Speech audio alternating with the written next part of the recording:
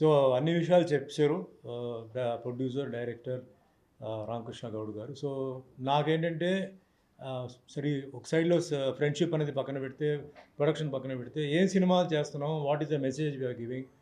అన్నది ఎప్పుడు నేను ఆలోచిస్తుంటాను. సో ఈసారి ఏంటంటే ఒక మంచి స్పోర్ట్స్ సంబంధించిన విషయంలో మహిళలకి ముఖ్యంగా kabaddi it's national game, Indian game. Lot of effort is needed. ఊరికే నుంచోవడం కాదు, ప్రతి ఒక్కరూ అటు ఇటు పరిగెత్తుకు వెళ్ళాలి, బాగా ఎనర్జీ కావాలి అండ్ హెల్త్ బాగా ఇమ్యూనిటీ అని బాగా లెవెల్స్ ఉండాలి. సో దీని గురించి ఇందాక చెప్పారు, మళ్ళీ అదే నాకు చెప్పాల్సిన ఇది లేదు. బట్ ముఖ్యంగా శ్రీనివాస్ రెడ్డి గారు, ఆయన one of the top persons in kabaddi. So ఆయన ఏంటంటే he is giving us lot of help, advice.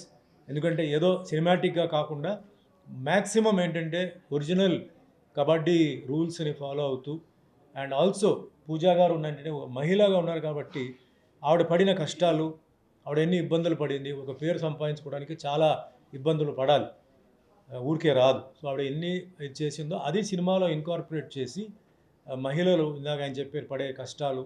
So టోటల్గా ఏంటంటే ఇండియాలో కూడా ఏంటంటే స్పోర్ట్స్ని ఇంకా ముందుకి ఎలా తీసుకెళ్ళాలి, ఎక్కడెక్కడ తప్పులు జరుగుతున్నాయి, ఎక్కడెక్కడ మార్పులు రావాలి ముఖ్యంగా కబడ్డీలో, ఆ విధంగా ఇప్పుడు డైరెక్టర్ గారు చెప్పారు. సో ఈ దీంట్లో ఏంటంటే హీరోయిన్కి తండ్రి పాత్రగా నాకు కూడా ఏంటంటే కబడ్డీ ఆల్రెడీ తెలిసిన ఒక హలో అండి, good morning to all. First of all thank you so much to media people ఇక్కడ వచ్చినందుకు. మీరు ఎప్పుడూ మా మొత్తం టీమ్కి ఎప్పుడూ సపోర్ట్ చేస్తూనే ఉంటారు. So I'm very very very grateful for that. And after that I want to thank Suman sir.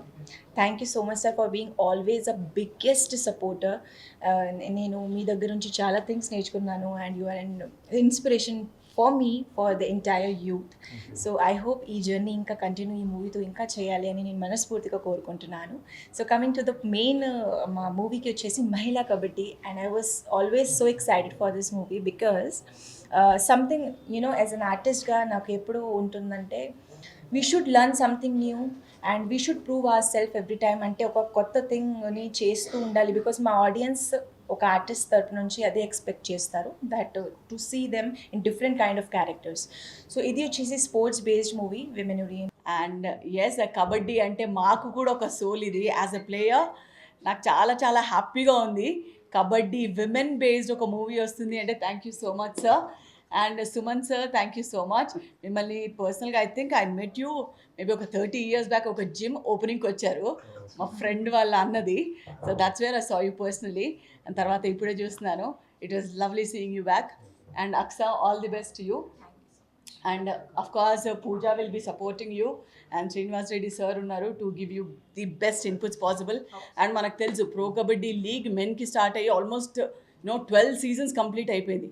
And the women is still waiting ఆ ఆపర్చునిటీ ఎప్పుడు వస్తుందా అని. సో హోప్ఫుల్లీ ఈ ఇయర్లో రావాలని కోరుకుంటున్నాము. అందరికీ నమస్కారం.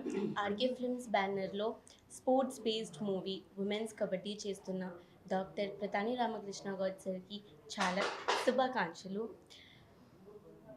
ఈ మూవీలో హీరో సుమన్ సార్ మంచి రోల్ చేస్తున్నారు. వారితో పాటు నేను చేస్తున్నందుకు నాకు చాలా సంతోషంగా ఉంది. అలాగే కబడ్డీ ఉమెన్స్ టీమ్ కోచ్ కూడా చేస్తున్నారు ఈ మూవీలో. తనకి కూడా శుభాకాంక్షలు.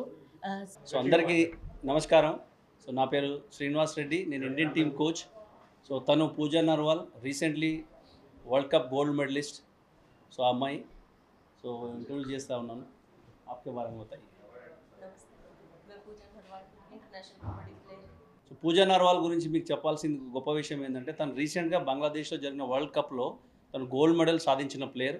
అండ్ అంతకుముందు ఏషియన్ గేమ్స్లో కూడా గోల్డ్ మెడల్ సాధించింది. సో ప్రజెంట్లీ తను సౌత్ సెంట్రల్ రైల్వేలో జాబ్ చేస్తుంది, స్పోర్ట్స్ కోటా రిక్రూటీ. సో తన కెరియర్ అంతా కూడా స్పోర్ట్స్ ద్వారా, కబడ్డీ ద్వారా ఇక్కడ రావడం జరిగింది. ఇప్పుడు ఇంటర్నేషనల్ స్టాండర్డ్లో కూడా తన పర్ఫార్మెన్స్ ఇచ్చింది.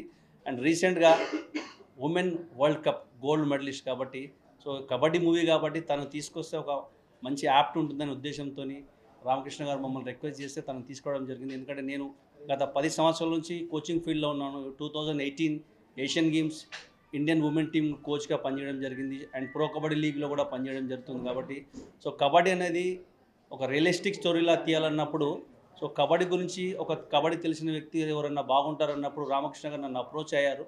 సో దానికి సంబంధించిన విషయంలో మాట్లాడడం జరిగింది. సో తను మమ్మల్ని రిక్వెస్ట్ చేస్తే नमस्ते, मैं पूजा नरवाल, इंडियन कबड्डी प्लेयर। मैंने कबड्डी 2013 में स्टार्ट किया था और डिस्ट्रिक्ट लेवल, स्टेट लेवल, फिर नेशनल लेवल, तो अभी मैं इंटरनेशनल प्लेयर हूँ और मुझे ये अपॉर्चुनिटी मिली है तो मुझे बहुत अच्छा लग रहा है। और कबड्डी को जैसे लड़कियों में कबड्डी को इतना अप करेंगे तो उसके लिए हमें आने वाली जो जनरेशन है गर्ल्स कबड्डी की, तो उसके लिए बहुत फ़ायदा होगा। जैसे अदर स्पोर्ट्स है, क्रिकेट है, वो बहुत हाईलाइट है, तो हम चाहते हैं कि आने वाले टाइम में जैसे लड़कियों की लीग भी स्टार्ट होने वाली है और ये लड़कियां बहुत अच्छा कर रही है स्पोर्ट्स में। మహిళా కబడ్డీ అనే సినిమాను చేయబోతున్నాను. దానికి నేను ముఖ్యంగా ఏంటంటే నేను కూడా కబడ్డీ ప్లేయర్ను, డిస్ట్రిక్ట్ కబడ్డీల వరకు నేను వచ్చాను. నేను అప్పుడు మా దగ్గర సమితి ప్రెసిడెంట్ ఉండే విఠల్ రెడ్డి అని, ఆయన ద్వారా నేను కబడ్డీ ఛాంపియన్గా షీల్డ్ తీసుకున్నది జరిగింది అప్పుడు. కాబట్టి నాకు చిన్నప్పటి నుండి కబడ్డీ అంటే ఒక బాగా ఇంట్రెస్ట్. కానీ ఈ మధ్యకాలంలో మనకు 2 సార్లు వరల్డ్లో లాస్ట్ ఇయర్, ఈ ఇయర్ ఛాంపియన్స్గా మహిళలు గెలుచున్నారు.